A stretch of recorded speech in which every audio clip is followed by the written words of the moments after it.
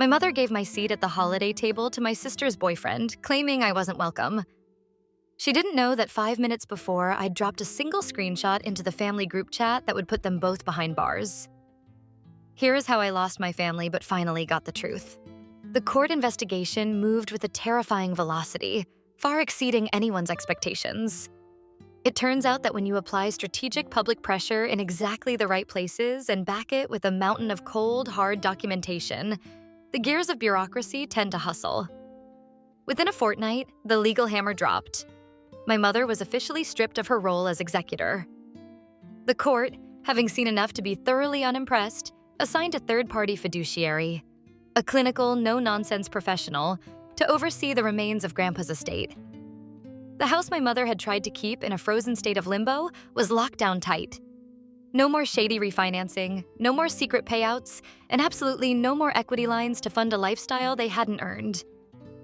Ellie was hit with a formal cease and desist regarding any further access to the trust funds. She was invited, in the way only a court can invite you, to submit a formal statement explaining the unauthorized checks. Her lawyer, a frantic-looking public defender, tried to spin the narrative that it was all a big misunderstanding and that Grandpa had given her verbal permission. But the email receipts I'd harvested told a much darker, more calculated story. The paper trail was undeniable. When you added Trent's full cooperation to the mix, his stash of screenshots and those panicked voice memos, the timeline became a solid wall of evidence. The court didn't stutter.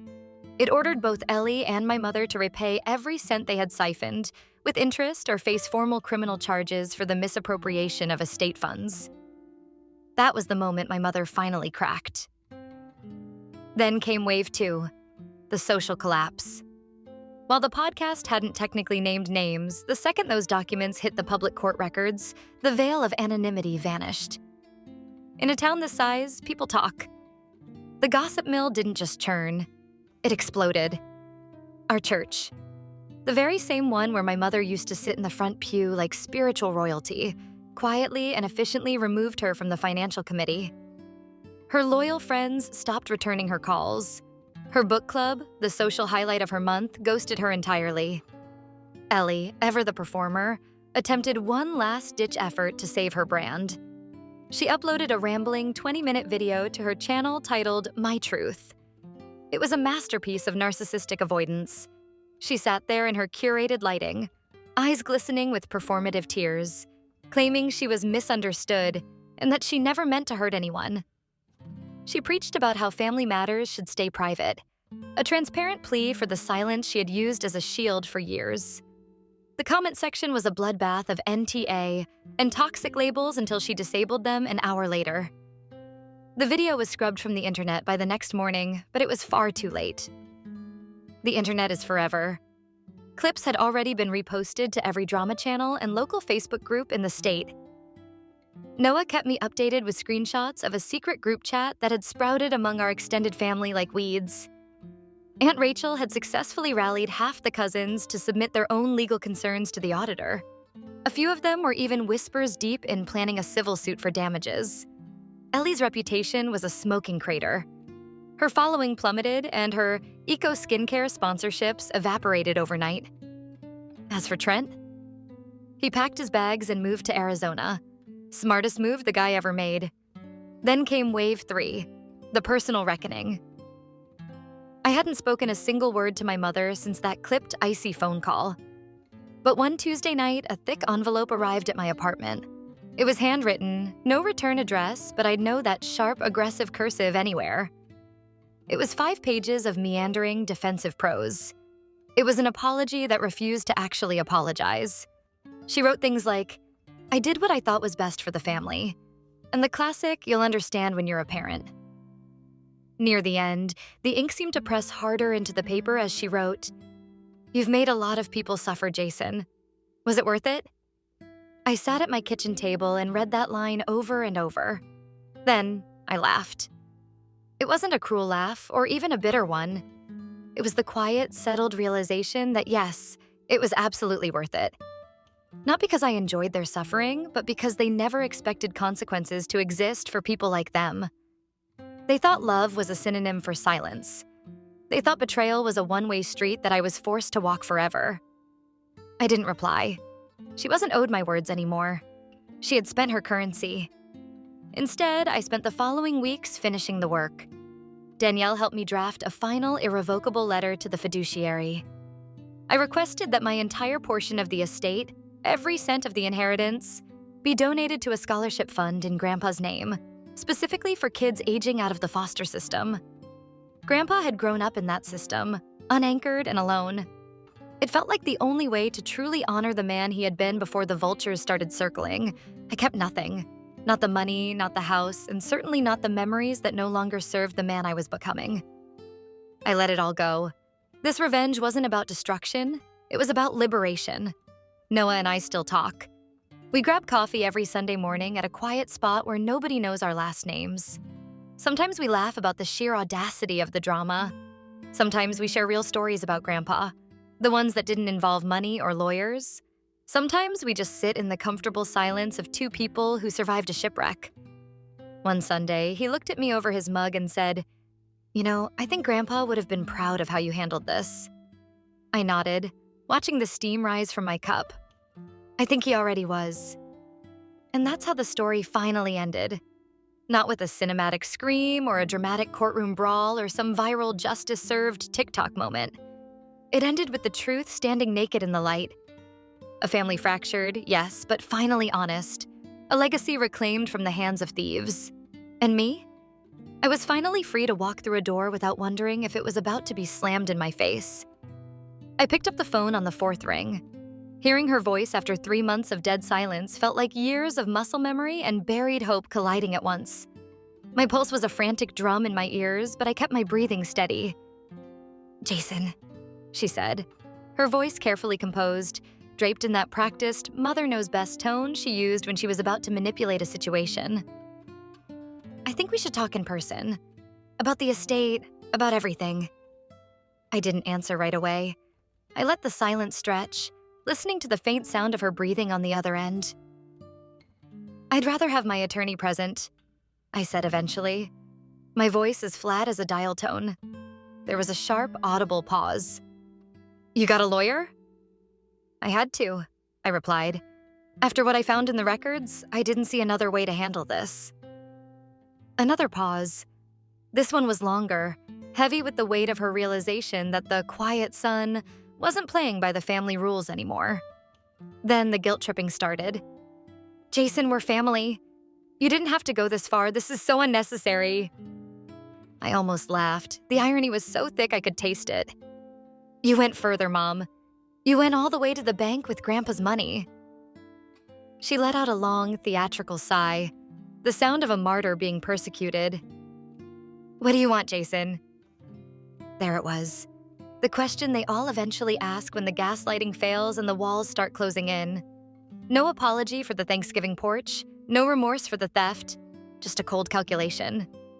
"What is your price to make this go away?" I didn't answer because the truth was that I wanted everything. Not the money, I didn't give a damn about the 14 grand or the equity lines. I wanted the silence to break. I wanted everyone who had ever looked at me like I was a background character in Ellie's show to finally see the truth. I wanted the playing field leveled, not just for me, but for every cousin they'd dismissed and every truth they'd buried under the guise of politeness and church prayer circles. The setup was almost complete. One last piece remained, the public reveal. I didn't want to just dump a messy file onto a subreddit and become another viral, "Am I the asshole?" case. That wasn't my style. I wanted something surgical, clean, and impossible to ignore. I called in a final favor from an old client, a local podcast host who specialized in family legal disputes and true crime-adjacent drama. His show had a loyal local following, the kind of people who talk. When I told him the story, anonymized for legal reasons, he was floored. "This is insane," he told me. "If you have the receipts to back this up, it'll be our biggest episode yet." I gave him everything. I provided the redacted bank statements, masked voice recordings of the family meetings, and blurred documents. Just enough to make a massive splash without getting sued for libel. And right before the episode went live, I did one more thing. I opened the Family Feast group chat for the first time in months. I typed a single sentence, "Hi everyone, you should probably listen to this." I pasted the podcast link, hit send, and immediately powered down my phone.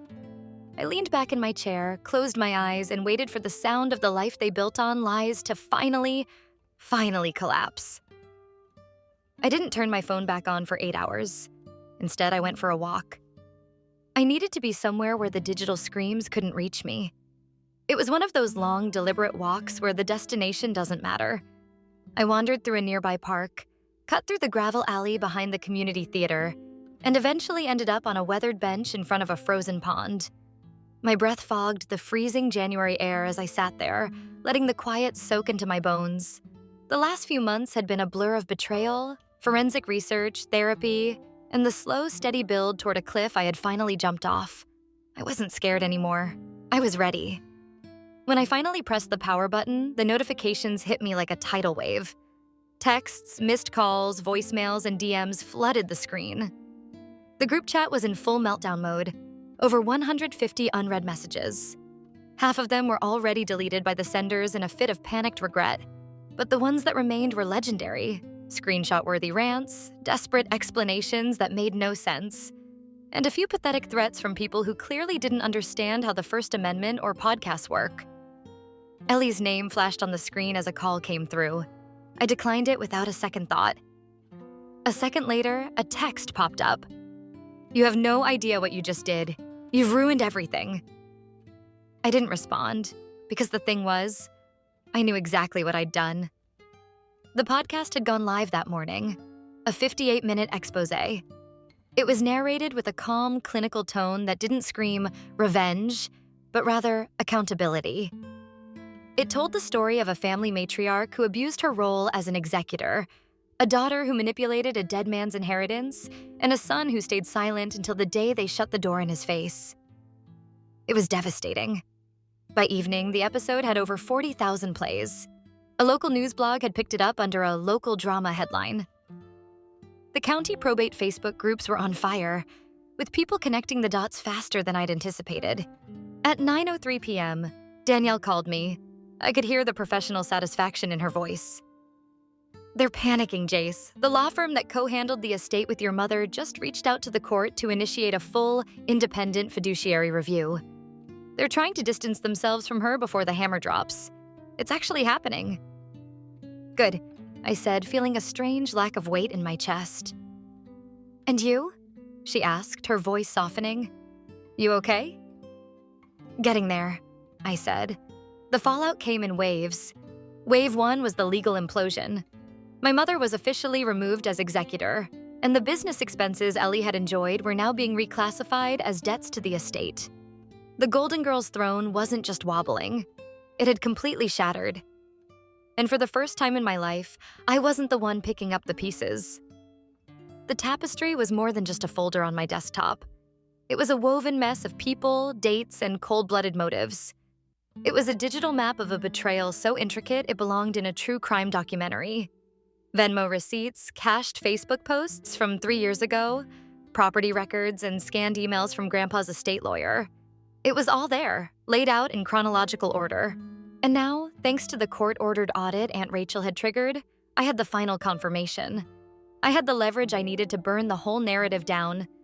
The thing about being labeled the quiet one or the bitter IT guy is that people assume you'll just take the hits, retreat to your room, and wallow in your own irrelevance.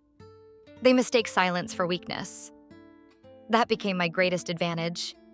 They never saw me coming because they stopped looking at me years ago. I knew I couldn't do this entirely alone, so I reached out to Noah. If I was going to go to war, I needed at least one person in that family I could trust. Noah had always been solid. The only cousin who didn't join in when the others treated me like a social pariah. And the only one who actually stood up for me when Ellie made those nasty joke comments about me being the mailman's kid.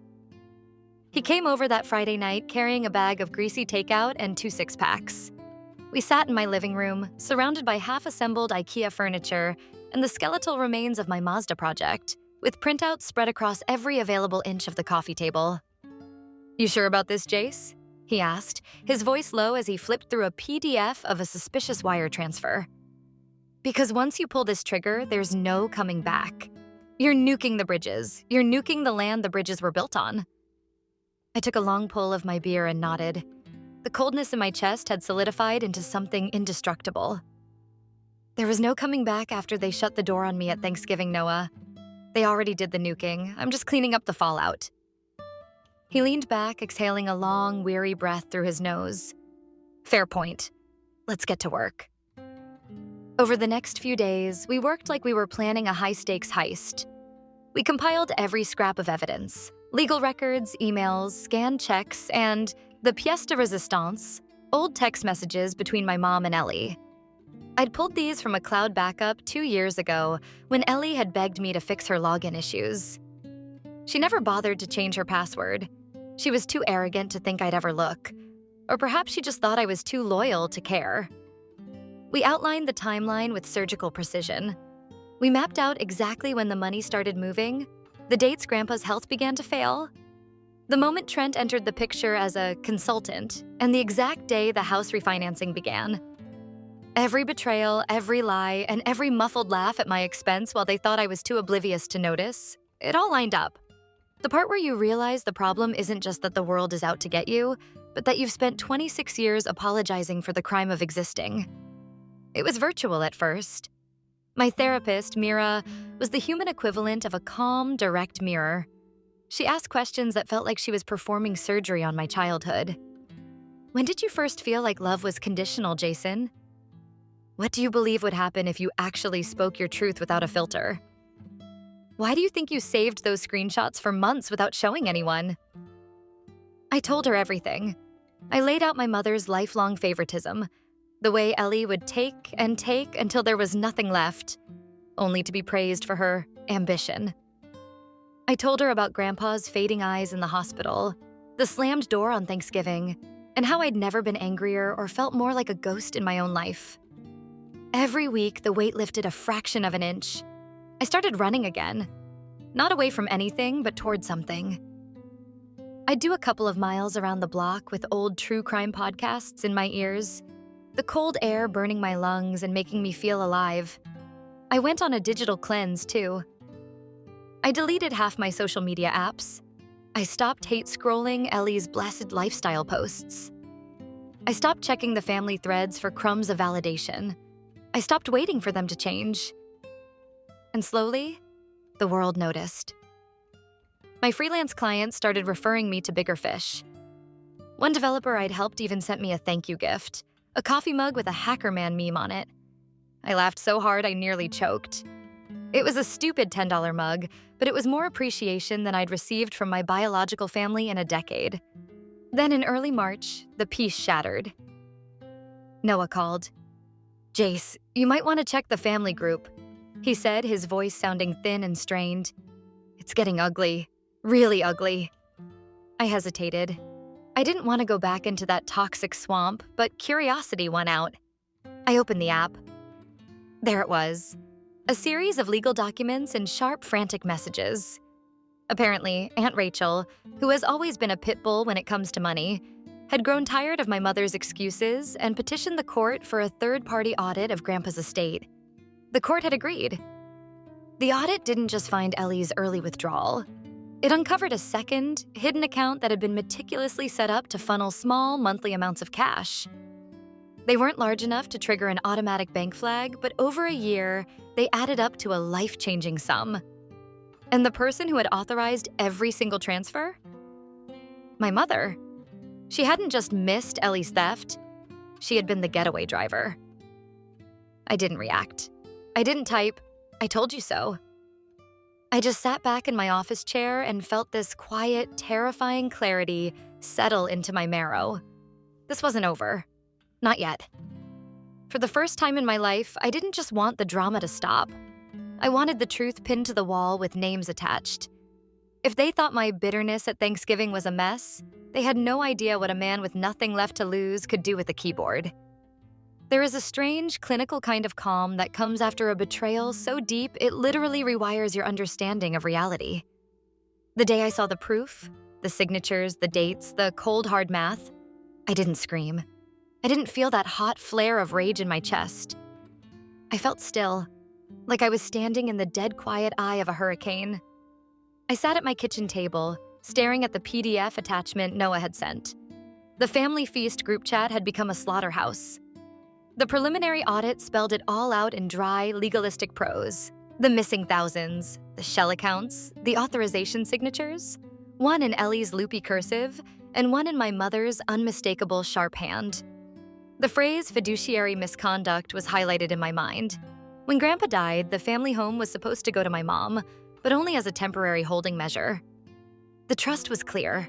The house was a family anchor, to be held until the grandkids were of age, then sold and divided equally. It was never meant to be her personal piggy bank, but apparently my mother viewed Grandpa's death as a promotion. Over the months, she had quietly refinanced the house, taking out small lines of credit against its value to fund Ellie's business expenses. The joke of it all? Ellie didn't have a business. She had a failing YouTube channel, a $1,000 ring light, and a wardrobe full of clothes she couldn't afford. That was the final piece of the tapestry. That's what I'd been calling the file on my computer.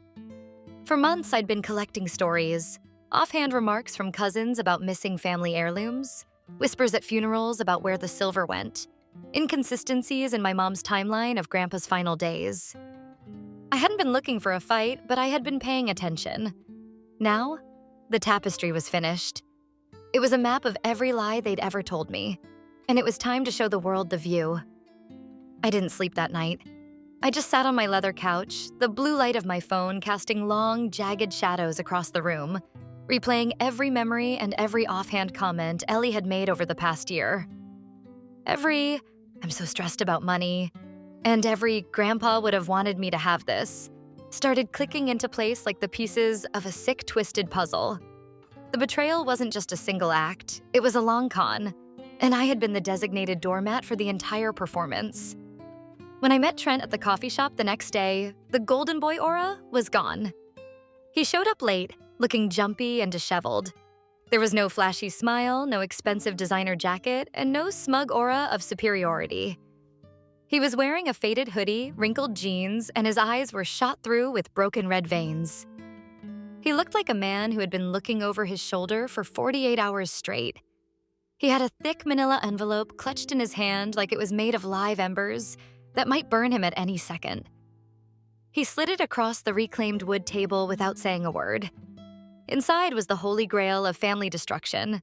There were printouts of text threads that made my skin crawl, screenshots of Venmo transactions with captions like lunch or car repair that were clearly code for something else, and a photo that made my blood turn to ice. It was a picture of Ellie holding one of the inheritance checks, grinning widely and flipping off the camera with her other hand. The date stamp on the digital file was 3 days after Grandpa's funeral. 3 days. "She said she was owed," Trent muttered, his voice shaking as he stirred his black coffee. He hadn't even added sugar or cream. He just kept stirring the dark liquid as if he were trying to find an exit at the bottom of the cup. "She said the rest of you didn't do enough for him, that she was the only one who bothered to visit him in the hospital, so she deserved a bonus for the emotional labor." I wanted to vault over the table and throw the hot coffee in his face. Not because I was surprised by her narcissism, but because I was the one who actually visited Grandpa. I'd sat in that sterile hospital room for hours, watching him struggle to remember where he was or what day it was. I'd been there when he couldn't remember if Ellie was still in school or if she was even in the country. He'd called me by my dad's name once, and I still remember the way he smiled, a genuine, flickering moment of lucidity, when I gently corrected him. "Jason," he'd said. "That's right. You always show up." But I didn't post about it. I didn't broadcast my devotion on Instagram with a black and white filter and a heart emoji. I was just there, quietly, and she had weaponized my silence to leverage a payout. Of course she did. In her world, if it isn't on the grid, it didn't happen. "What do you want from me, Trent?" I finally asked, my voice sounding like gravel. Trent finally looked up, and for the first time, I saw genuine fear in his eyes. "I want out of all of it. Ellie, the family, the drama. I should have walked a year ago, but your mom loved me. And I liked being someone, you know? I liked being the favorite for once. But this is a felony, man. I can't go down for her." He left me the documents and practically ran out of the shop. I walked out into the biting November air holding that envelope, and it felt like I was carrying nuclear launch codes. I didn't even go home. I drove to a local park, sat on a bench under a skeletal dead tree, and let the wind cut through my jacket. I was done. Done waiting for apologies that were never coming. Done hoping they'd suddenly remember I was their flesh and blood. Done thinking this was just a rough patch and things would eventually revert to some mythical normal. This was normal. This had always been the baseline of our family dynamic. The lies, the favoritism, the erasure of anyone who didn't fit the narrative. I just hadn't wanted to believe it. But knowing the truth didn't make the hole in my chest feel any smaller. The next few weeks were an absolute void. No one reached out. The Family Feast group chat stayed as silent as a grave. Ellie and Trent broke up. I only knew because I did a quick masochistic check of her Instagram. She'd wiped every trace of him from her feed and posted one of those insufferable, cryptic stories. Better to lose a man than lose yourself. #healing, #new beginnings. Classic Ellie. Gaslighting the entire world one follower at a time. I completely withdrew. I stopped going to the gym, ignored the Discord pings for my usual D&D sessions, and barely spoke to my coworkers. Thanksgiving bled into December, and December turned into a gray blur of rainy mornings, salt-laden microwave dinners, and a growing stack of unopened mail on my kitchen table. I was depressed. It's a hard thing for someone like me to admit, but it was the truth. When your own mother shuts the door in your face and the people you grew up with treat you like a villain in a story you never even wrote, it chips away at your soul. Even with the nuclear envelope in my hands, I didn't feel victorious. I didn't feel like a hero. I felt hollow. I felt discarded. I'd hit rock bottom. But in a strange, twisted way that gave me a terrifying kind of clarity. Rock bottom is a solid foundation because there's nothing left to lose. One morning in early January, I opened my fridge and saw the pie dish from Thanksgiving. It was still there, the once beautiful leaf patterns now covered in a thick, fuzzy carpet of green and gray mold. It looked like a science experiment gone wrong. I didn't cry this time. I just took it to the trash, dumped it, and scrubbed the dish until my knuckles were raw. I sat down and opened my laptop. I didn't go scorched earth, not in the way they expected. I didn't leak the documents to the police or post them on Facebook. What I did was simpler, quieter, and much more permanent. I started rebuilding my life piece by piece, far away from their toxicity. I quit my job at the mid-sized accounting firm. The pay was decent, but the culture was a stagnant pool of yes men and office politics that reminded me too much of home. I started freelancing. I focused on high-stakes website security and back-end fixes for small businesses, the kind of work where the truth actually matters. At first, I was instant noodles for dinner broke. I was turning the heat down to 62 degrees to save $20 broke. But then, a local real estate conglomerate hired me to overhaul their entire booking platform after a massive data breach. Suddenly, I wasn't just surviving. I was building something that belonged to me, and only me. Next, I canceled Christmas. When the obligatory surface-level family texts started rolling in, I didn't respond. I didn't send cards with fake smiles. I didn't buy gifts for people who had effectively evicted me from their lives. I spent the day in my workshop, the sparks from my grinder flying as I worked on the Mazda, finally cutting away the rust and replacing it with fresh, strong steel. I was finally becoming the main character of my own story.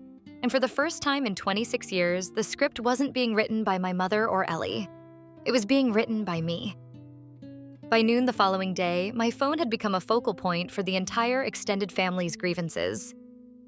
3 other cousins, people I usually only see at funerals or the occasional wedding, had slid into my DMs. Turns out Grandpa's estate wasn't some complex legal puzzle. It was supposed to be a straight 5-way split among the grandkids. Simple, fair, equal. That $14,000 check to Ellie? That was her attempting to snatch her fair share before anyone else could even get to the table. But as I kept digging into the digital breadcrumbs, it became clear she hadn't just taken her cut early. She had double-dipped. Later that afternoon, I decided to finish what I started. I posted the rest of the payload to the group chat, the email logs, the hidden ledger entries, and the second, smaller check. This one was for $3,500, made out directly to Trent. The memo read, "Marketing and technical consultation." That one hit the family like a physical slap. Trent, the guy who couldn't even fix a paper jam without calling me, was getting consultation fees from a dead man's estate. The group chat didn't just explode, it imploded. People started leaving the group in fits of rage. Screenshots were being forwarded to lawyers. Ellie tried calling me 3 times in a row, her name flashing on the screen like a warning light. When I didn't pick up, she sent a voice message. I didn't even listen to it. I just tapped Save to Archive. It was insurance, pure and simple. For the next few days, the world went oddly, uncomfortably quiet. My mom didn't call. No apologies for the porch incident, no frantic explanations.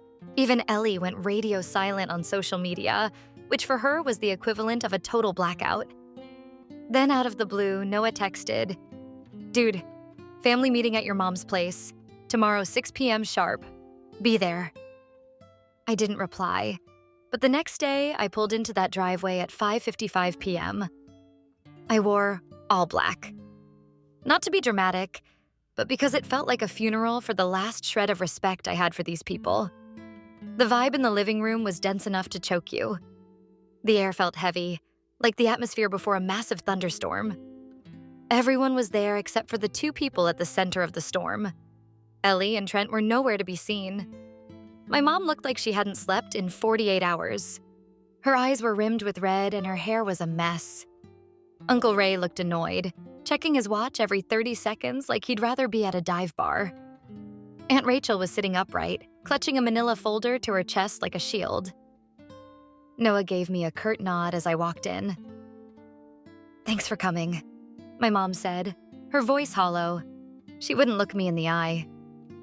"Sure," I said, taking a seat at the very edge of the couch as far away from the center of the room as possible. No one offered me a drink. No one asked how I was. The meeting was a grueling 2-hour marathon of shouting, crying, and circular arguments. They were trying to calculate exactly how much Ellie had siphoned off, how my mother, the executor, had managed to miss it, and what kind of legal hell was about to rain down on them. My mom defended her at first. Of course she did. She clung to the "it was just a mistake" narrative like a life raft. She thought she'd be able to pay it back before probate closed, Mom whimpered. But then Noah pulled a printed email chain from the probate attorney confirming in no uncertain terms that no funds were to be released under any circumstances. My mom's tone shifted from defensive to desperate. "She made a mistake," she repeated, her voice cracking. "But she's family, Jason. We have to protect our own." That was the moment. I felt the words settle in my throat, cold and sharp. "So am I," I said. The room went dead silent. You could hear the hum of the refrigerator in the kitchen. "Or did you forget that part when you gave my seat at the table to her boyfriend?" My mom stared at me, her mouth hanging open slightly. "Jason, that wasn't about you. We just had to make space. It wasn't personal." "You didn't have to do anything," I said, my voice eerily even. "I didn't yell, I didn't need to. You made a choice. You chose the liar and the golden girl over the son who actually looked out for this family. Just like she made the choice to steal. And now you all get to live with the consequences." I stood up, gave Noah a brief nod of solidarity, and walked out. The night air outside felt colder than it had an hour ago, but for the first time in my life, I didn't feel the need to go back inside and apologize for existing. That night, lying in my dark apartment, my phone buzzed. It wasn't a family member. It was Trent. "We need to talk. I know things you don't." I stared at the screen, my pulse quickening. Trent wasn't a master manipulator. He was a blunt instrument.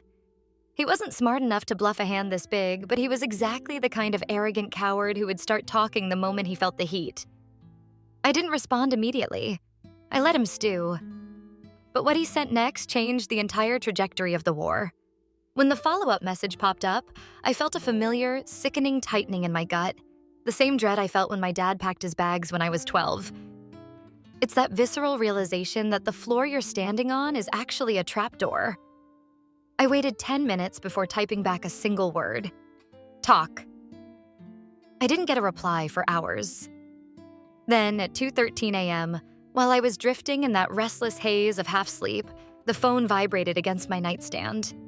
It was a massive, unpunctuated wall of text. Frantic, sloppy, and desperate. She made me cash the checks, Jason, both of them I didn't want to, but she said her mom knew all about it and it was fine. She said the money was just early access and that you'd probably figure it out eventually. Anyway, she told me, if I ever said anything to the rest of the family, she'd tell everyone. The whole thing was my idea and I forced her into it. I have the screenshots of her telling me to do it. I want to send them to you, but not over text. I'm scared, man. I blinked at the glowing screen, trying to process the sheer cowardice. I wasn't sure what was more disturbing. The fact that Ellie was apparently the mastermind of a family embezzlement scheme, or that Trent, the guy who had smirked at me from my own dinner chair, now viewed me as his only lifeline. It was surreal. The guy they had iced out on Thanksgiving was now the only one who could keep him from drowning. I didn't gloat. I didn't send a snarky meme. I just felt a cold, professional clarity. Meet me tomorrow, I typed. 1 p.m., the coffee shop on 5th. It was a hipster joint, all reclaimed wood, overpriced lattes, and indie music. The kind of place where you could plot the downfall of a family empire and no one would even look up from their MacBooks. I knew this wasn't over. In fact, looking at Trent's panicked ramblings, I realized the real story was only just beginning. I stared at the closed front door of my childhood home. The heavy scent of a turkey I wasn't invited to eat wafting through the wood. I turned around, my boots crunching on the pristine gravel, and walked back to my car. I sat in the driver's seat for a long moment, just breathing. My heart was hammering against my ribs, and that old familiar burn, the one I'd spent years swallowing down like battery acid, was finally boiling over. I pulled up my phone and opened the folder disguised as holiday recipes. My thumb hovered over the screen. I chose one screenshot. Just one. The one that wouldn't just ruin a dinner, but would detonate the entire family hierarchy. I hit send to the family group chat and tossed the phone onto the passenger seat next to my beautiful, useless apple pie. 10 minutes later, the digital world ended. My phone started blowing up, vibrating so violently against the leather it sounded like a structural warning. I didn't drive off. I just sat there, watching the house through the windshield. The warm, amber glow of the windows seemed to flicker as the people inside realized the floor had just dropped out from under them. One notification, then 5, then 20. First it was Ellie, then my mom, then a string of confused, angry emojis from an aunt I hadn't spoken to since the Obama administration. The Family Feast group chat was officially a war zone. The screenshot wasn't even complex. It was a high-resolution scan of a check made out to Ellie for $14,000. The memo line read, "Partial inheritance advance. We'll explain later." It was signed by my late grandfather. The kicker? Nobody knew this money existed. Not my uncles, not the cousins, and certainly not the rest of the family who were currently embroiled in a bitter, year-long legal battle over his estate. I hadn't added a caption. I didn't need to. I just dropped the grenade into the middle of their perfect afternoon and waited for the shrapnel to fly. See, when Grandpa passed last year, he didn't leave a traditional, easy-to-read will. He was meticulous but intensely private, leaving the estate in a mess of probate. My mom was the executor, playing the role of the impartial judge, constantly preaching about splitting things fairly, while complaining about frozen accounts and tax evaluations. It always felt too quiet, too curated. I found the digital trail 2 months ago while I was helping my cousin Noah recover some data from Grandpa's old backup drive. Using my IT rig to skin the contents, I'd waded through thousands of old photos and Word docs. Then I found a folder titled Private, Executor Only. Inside was the PDF of that check and an email chain between Grandpa and Ellie. She'd begged him for a small favor to fund a business venture, promising it would stay between them. Grandpa had agreed, but his reluctance was draped over every sentence. The email was dated exactly 3 weeks before he fell and hit his head. Since then, Ellie had played the grieving, penniless granddaughter so well she deserved an Oscar. And my mom? She'd sat there in those probate meetings with a straight face, knowing damn well $14,000 had already walked out the door. And now they'd taken my seat. They'd laughed at me. They'd shut the door in my face like I was some random delivery guy with the wrong address. I watched the chat transform in real time. Denial, raw panic, chaos. Mom. Jason, what is this? Ellie. Delete that right now. Uncle Ray, ever the skeptic, chimed in. Looks fake. Photoshopped. Then Noah, bless his tech-savvy heart, delivered the killing blow. Wait, didn't Mom tell the lawyers no one was allowed to touch the funds until probate was over? That was the spark in the dry forest. I closed the app, cranked the engine, and backed out of the driveway. I wasn't ready for the silence of my apartment yet, so I pulled into a dingy gas station a few miles away. I sat under the flickering fluorescent lights, watching the messages pour in. The more they tried to gaslight the group, the worse it got. They were tripping over their own lies. Even Trent messaged me directly. This is low, bro. Real low. You're a snake. I didn't respond. I didn't have to. It was fascinating how quickly their guilt morphed into rage. In their minds, I was the villain, because I refused to eat my portion of their lies and keep smiling. I was the bad guy for holding up a mirror to their theft. My mom's last message was the most telling. We'll talk about this later. Please don't ruin what's left of today. As if there was anything left to save. As if the perfect family hadn't just been outed as a den of thieves. I drove home in the dark, my handmade pie sitting untouched and cold in the back. When I walked into my apartment, the silence was heavy, and for a second, the loneliness felt like a physical weight. But then I laid down, and for the first time in months, I didn't feel like the bitter brother or the family disappointment. I felt light. I slept like a baby. The real fallout didn't even start until the next morning. My phone rang at 8:12 a.m. sharp. It was my Aunt Rachel, Uncle Ray's wife. She almost never calls me unless she's mass inviting people to a pyramid scheme party. I hesitated, then pressed accept. Jason, she said, her voice a low, dangerous whisper. Can you send me that screenshot again? Ray deleted it from the group chat before I could save it, and I think the lawyers are going to want to see it. I smiled, leaned back in my chair, and hit send. I was sitting in the cramped, grease-scented waiting room of the auto shop, scrolling through my phone while they rotated the tires on my Mazda. The air smelled of burnt rubber and cheap coffee when the first notification popped up. An airdrop request from unknown. I declined it without a second thought. Probably some bored teenager in the garage trying to send memes. But then it happened again. And again. A relentless barrage of files from someone nearby. The last one caught me off guard. My thumb slipped and I accidentally hit accept. The image was grainy, a rushed photo taken in low light, but I recognized the details with a gut punch of clarity. It was a photo of a handwritten ledger on a legal pad. I knew that loopy, aggressive cursive anywhere. It was Ellie's.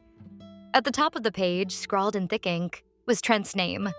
Next to it was a figure that made my vision blur.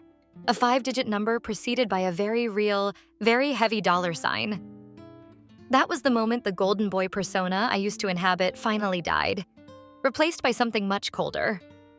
I won't lie to you, I have a certain set of technical skills.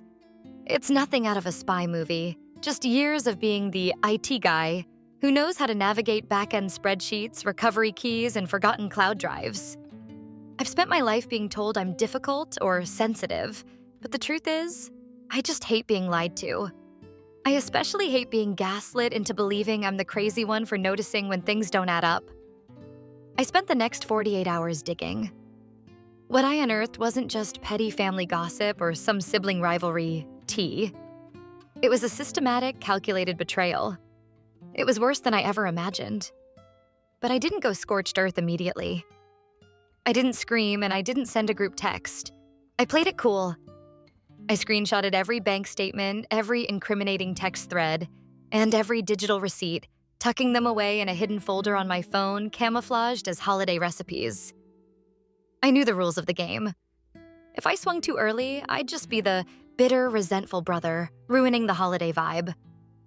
I had to wait for the perfect moment to pull the pin on the grenade. I needed them to feel safe. I needed them to think they had finally won. Thanksgiving morning arrived, crisp and mocking. I spent 4 hours baking an apple pie from scratch. Nobody asked for it, but the ritual of peeling, slicing, and crimping the dough gave me something to do with my shaking hands. I even took the time to carve intricate leaf patterns into the crust, a masterpiece of domestic camouflage. It smelled like a Hallmark movie. I put on a clean button-down and jeans, the "I'm trying but I'm not a threat uniform, and hit the road. Traffic was a total disaster, a crawling sea of brake lights that gave me way too much time to think. By the time I pulled into my mom's driveway, the house was glowing. It looked like a curated Pinterest board, pumpkins lining the porch, a designer wreath on the door, and candles flickering in every window. For a split second, nostalgia hit me like a physical blow. I almost wanted to believe the lie. Then I stepped out of the car, and the illusion shattered. I hadn't even reached the top step before the front door creaked open. There stood Uncle Ray, already clutching a lukewarm beer, a familiar, condescending smirk plastered across his face. Ray is the kind of guy who talks over everyone and thinks his straight talk is a virtue rather than a lack of empathy. Well, look who decided to grace us with his presence," Ray boomed, his voice echoing off the neighboring houses. "Didn't think you'd have the stones to show up after what happened last time." I paused, the weight of the pie box feeling heavier by the second. "What do you mean last time, Ray?" He just let out a wet, mocking laugh. "Oh, come on, Jace, don't make this weird. We all know how you get." The irony was thick enough to choke on. The last time I'd seen Ray was the 4th of July, where he'd gotten so blackout drunk he'd tackled the charcoal grill and nearly burned the deck down. But somehow in the warped mythology of my family, I was the problem. I tried to push past him, balancing the pie like a peace offering, when my mother appeared in the hallway behind him. "Jason," she said. Her voice wasn't screaming, but it was clipped, the tone she usually reserved for telemarketers or people she considered beneath her. "We weren't sure you'd actually show." "I brought the pie, Mom," I said, holding the box out. My voice sounded thin, even to me. She didn't even glance at it.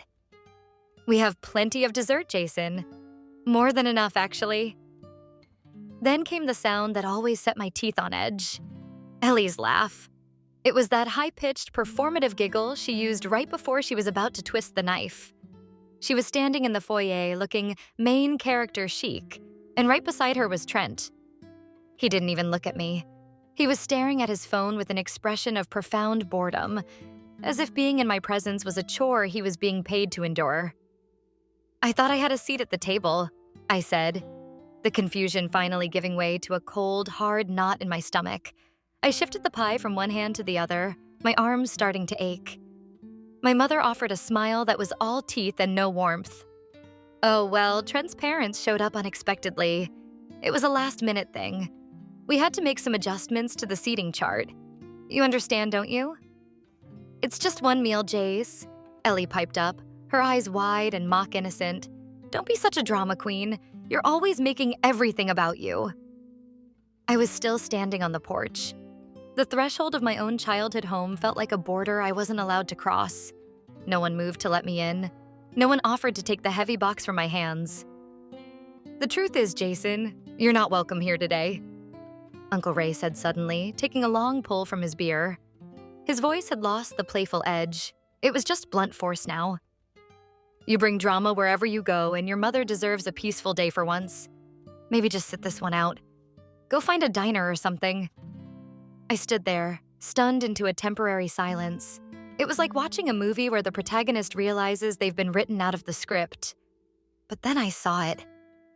Through the open door, I watched my mother reach behind her. She grabbed a chair. My chair. The one that usually sat at the end of the table next to the window, and handed it to Trent. Trent took it without a word, finally looking up to give me a look of pure, unadulterated triumph. He knew. They all knew. They thought they had finally pushed me far enough away that I couldn't see what they were hiding. They thought they had successfully replaced me with a better version of a son.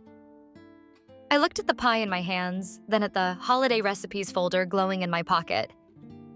The time for being the golden boy was over.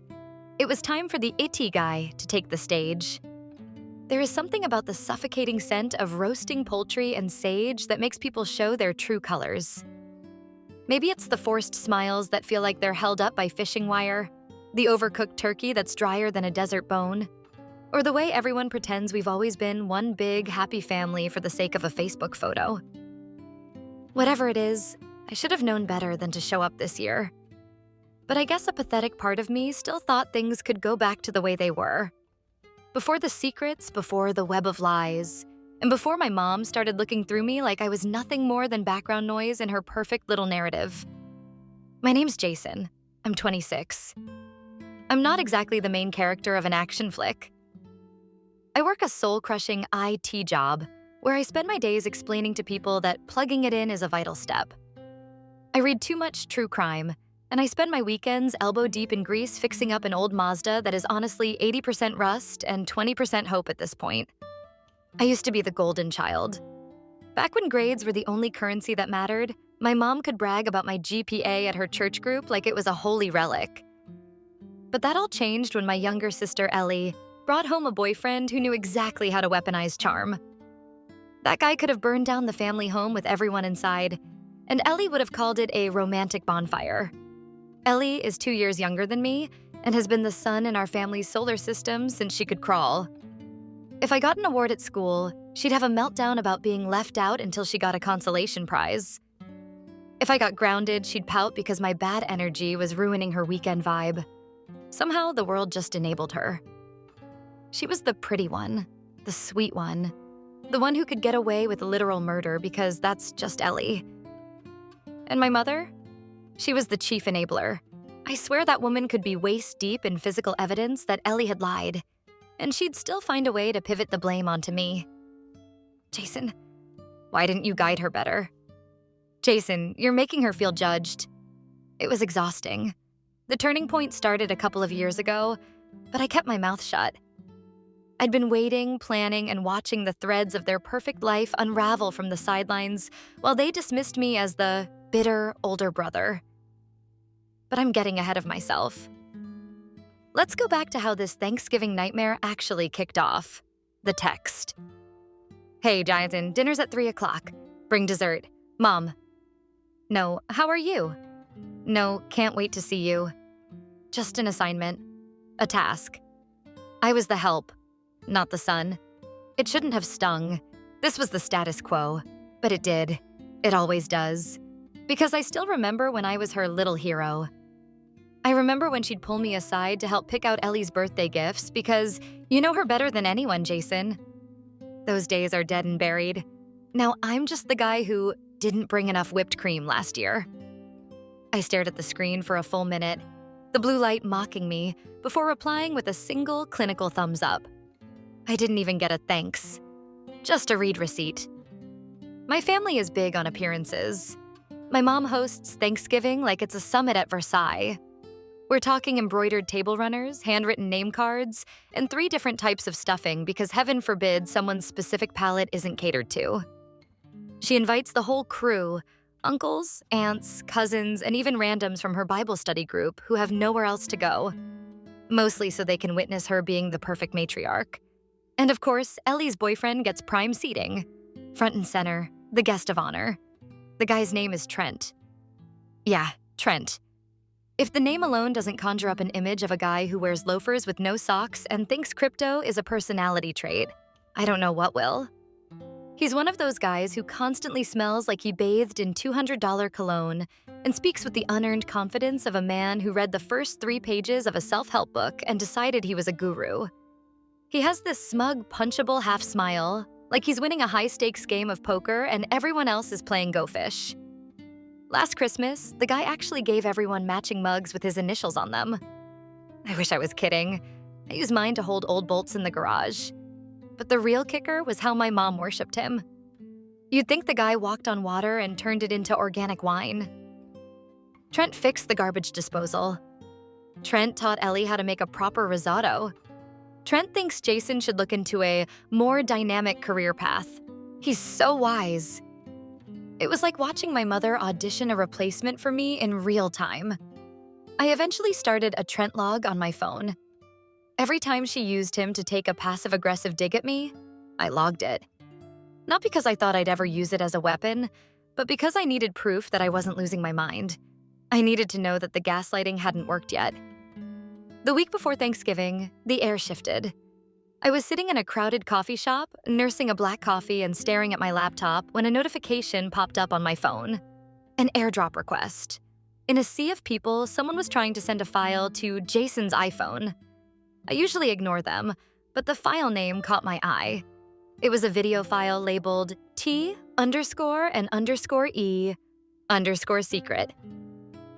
My heart did a slow, heavy thud against my ribs. I looked around the room, but everyone was buried in their own world. My thumb hovered over the screen. I knew with a chilling certainty that if I hit accept, my relationship with my family would never be the same. I tapped the screen. The download bar filled up. And just like that, the fuse was lit. I'd love to help you finish this story. Would you like me to write the next part where Jason watches the video and arrives at the Thanksgiving dinner ready to drop the bombshell? Thank you for staying with me until the end. I'd love to hear your thoughts on this in the comments. Don't forget to like this video and subscribe for my channel. Your support means everything. See you in the next one.